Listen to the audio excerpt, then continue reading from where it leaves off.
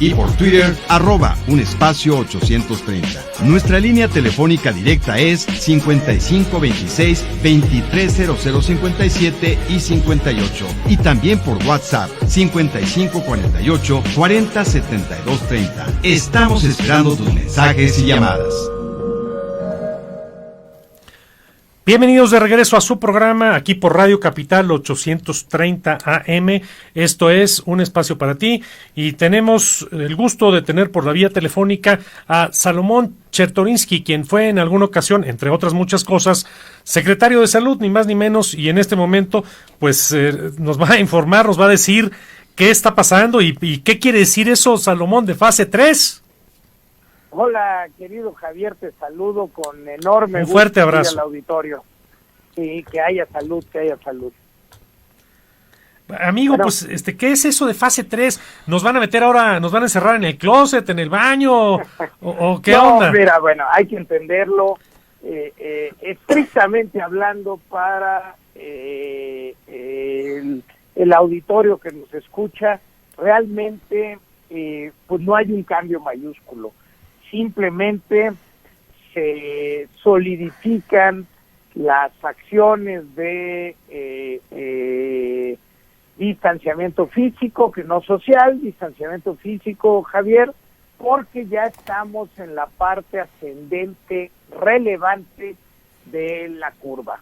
Es decir, ya hay un contagio comunitario absoluto, ya van a ser miles de casos los que muy probablemente vamos a ver en las siguientes semanas, y en ese sentido, Javier, pues ya estamos entrando a la parte más fuerte de la pandemia.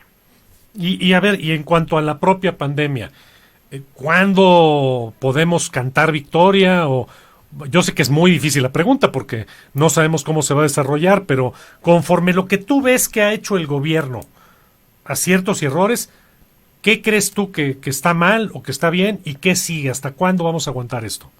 Mira, lo primero que hay que decir, y para ser muy serios, y vaya, tú siempre eres así también, con toda seriedad y con la información robusta en las manos, hay que decir que esto es realmente tan inédito.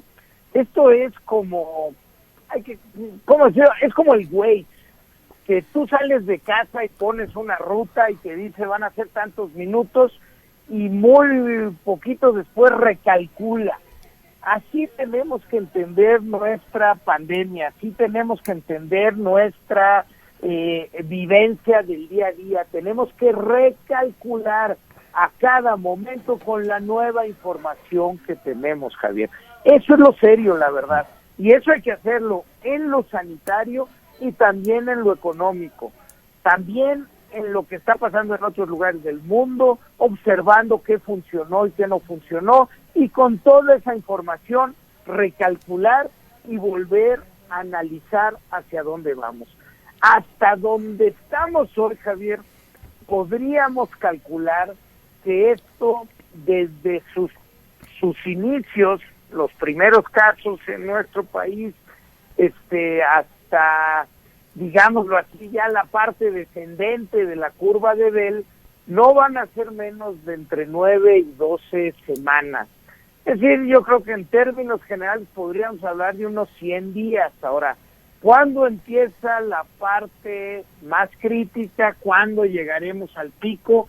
Insisto, creo que lo responsable es hablar de que tenemos que ir recalculando. Si nada se modificara con lo que estamos haciendo o de hoy, podríamos pensar que tal vez a mediados de mayo podríamos estar llegando al pico, y de ahí pues a la zona descendente ya en el número de casos, Javier.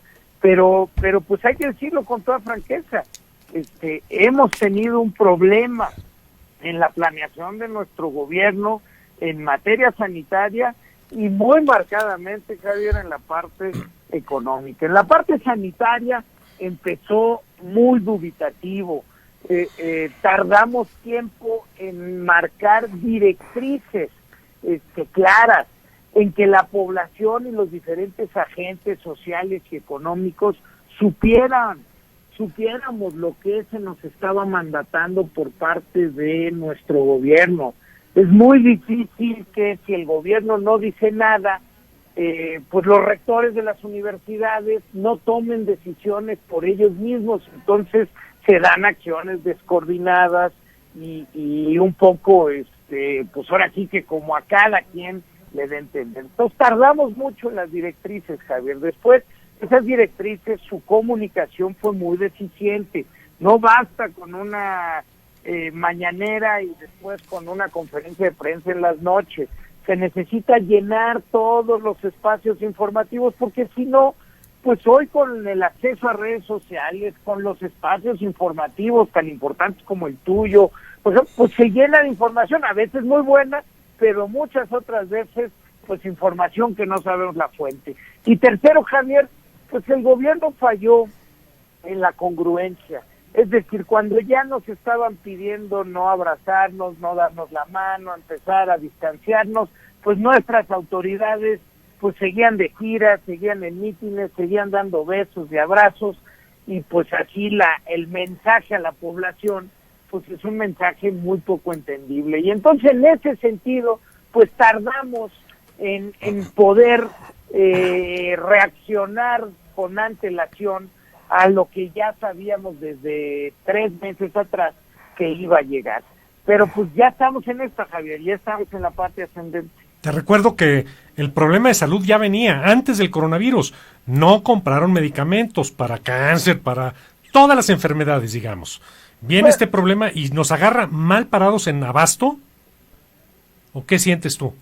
Pues mira, ya lo describiste, vaya. Traemos 1 año y medio de una improvisación en la administración de la salud, de decisiones muy mal tomadas, como es una de ellas que la vamos a cargar y nos va a pesar, que es la desaparición del Seguro Popular, y pues sí, pues una reinvención del sistema de compras que ya nos tenía en un problema de desabasto relevante y que, nuevamente insisto, viendo con 3 meses de antelación lo que podía pasar, pues no tomamos las medidas específicas. Y es día, Javier, es día que las unidades médicas COVID-19 no tienen hoy los insumos necesarios para atender a la población, cuando, insisto, ya estamos en la parte descendente, en donde ya vamos a empezar a ver muy probablemente unidades médicas saturadas. Estamos platicando vía telefónica con el profesor Salomón Chertorivsky. Él es profesor investigador del CIDE, el Centro de Investigación y Docencia Económicas. Le saluda maestro Crispín Barrera. Buenas noches. Hola, Crispín, qué gusto saludarte. Igualmente. Bueno, pues el problema de desabasto ya lo teníamos desde antes de que se presentara esta pandemia en nuestro país, y pues también el problema económico también ya se veía. Ahora que ya tenemos encima, y desde finales de febrero, el problema del COVID-19, pues nos agarra a todos desprevenidos, así agarró a todo mundo, pero pues ahora, ¿qué se le puede decir a la gente, profesor? ¿Qué se le puede decir al mexicano que tiene que hacer, que tiene que observar ciertas reglas, cierto comportamiento, no tomarlo a la ligera? El tema de salud es bien importante, lo que se viene ahora con la fase 3, sería bueno que lo recalcara, si es tan amable. Eso es clarísimo, Crispín. Las medidas que se han dicho, que se han repetido y repetido, son las primarias, es decir, el tema de la higiene, el lavado de mano, el no tocarse la cara, el estornudo de etiqueta, el gel antibacterial. Eso sigue siendo la parte más relevante. Segundo, el distanciamiento social. Hay que tomárnoslos en serio. Necesitamos hacer y salir de casa lo menos posible, simplemente para lo básico. Ahora, digo lo anterior, pero también en algo que tú ya mencionabas, sí, ya veníamos en una franca desaceleración económica. El año pasado no crecimos económicamente, ya veníamos en un año de una caída tremenda de la inversión privada, mínimos históricos en inversión pública, es decir, ya traíamos los motores de la economía apagados, pero esta crisis pues nos agarra cerrando la economía y con ello pues ni siquiera ante el escenario de una recesión, sino de cómo evitar una depresión. Y lo conecto con lo otro, porque la crisis sanitaria no puede ser independiente, no puede estar despegada a la crisis económica.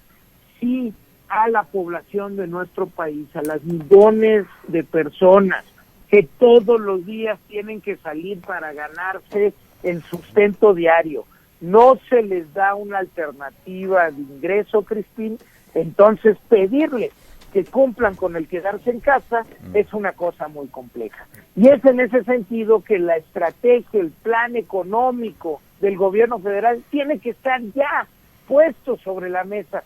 Y es día en que el gobierno federal no nos ha explicado cuál es el plan económico que tiene. Así es, o a lo mejor no tiene ningún plan y es sálvese quien pueda. Tú estás lanzando una iniciativa en la plataforma change.org que creo que es muy relevante en este momento. ¿Nos puedes explicar de qué se trata?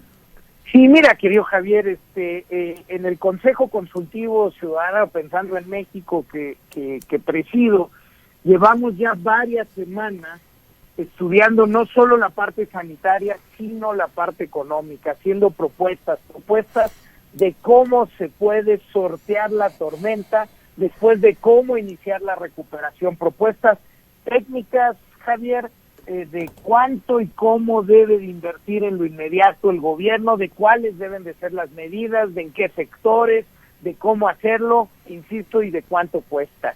Lo hemos presentado desde hace tiempo y no solo nosotros, la verdad es que han sido muchos centros de estudio, el Centro de Estudios Espinosa Iglesias, el Centro de Investigaciones Económicas y Presupuestarias, el Grupo Nuevo Curso de Desarrollo de la Universidad Nacional, el propio Consejo Coordinador Empresarial, todos hemos puesto propuestas, pero pues la verdad es que hemos sido, ahora sí que olímpicamente ignorados, y entonces, por ello, hace 2 días es que un grupo de ciudadanos y ciudadanas primero lanzamos una carta al presidente de la República insistiendo en la urgencia de un plan económico de emergencia para el país. Insistiendo, digo, porque ya hemos puesto muchas de las variables para el diálogo sobre la mesa y pues no ha llegado. En este documento, Javier, resaltamos 4 puntos fundamentales. El primero es todos los recursos que sean necesarios para el sector salud para poder atender la pandemia. Primero, pues por supuesto, que no le falten insumos para su seguridad al personal médico y de enfermería. No podemos pedirles que arriesguen la vida para cuidarnos a nosotros si no les damos los elementos esenciales para que puedan hacerlo con seguridad. Segundo, ya lo platicábamos, pues que las unidades médicas estén equipadas para poder atender los casos severos que muy probablemente llegarán.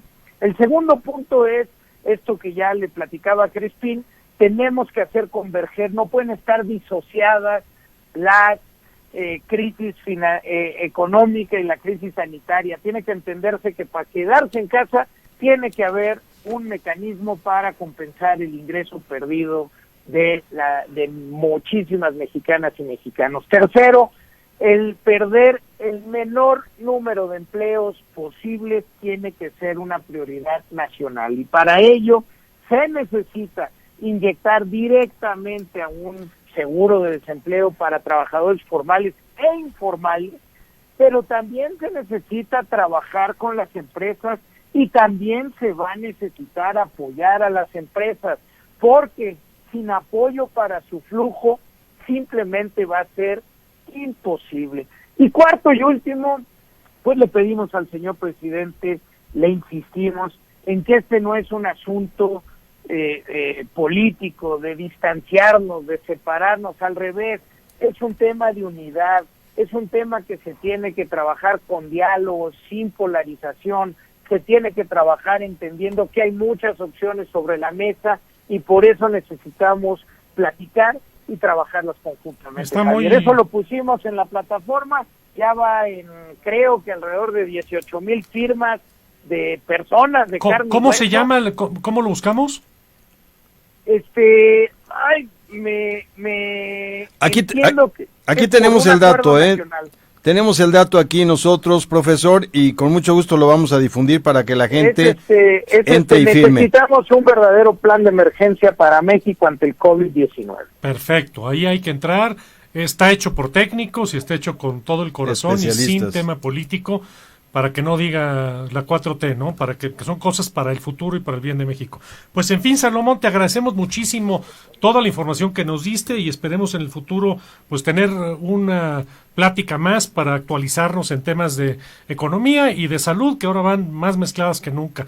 Muchísimas gracias. El agradecido soy yo, Javier, Crispín, y pues mientras, pues ahora que tenemos tiempo en casa, pues a aprovechar esas cosas que nunca podemos hacer, ¿no? Leer el libro que nos quedó pendiente, ver la película que queríamos ver. Es correcto. Gozar a los hijos, a las hijas. O escribir un libro también, da tiempo. Bueno, sí, si se puede, por supuesto. Hay que dedicar el tiempo a cuidar la salud y a estar sanos.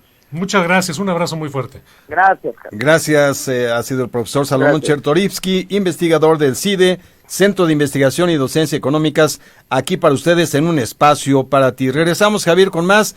Esto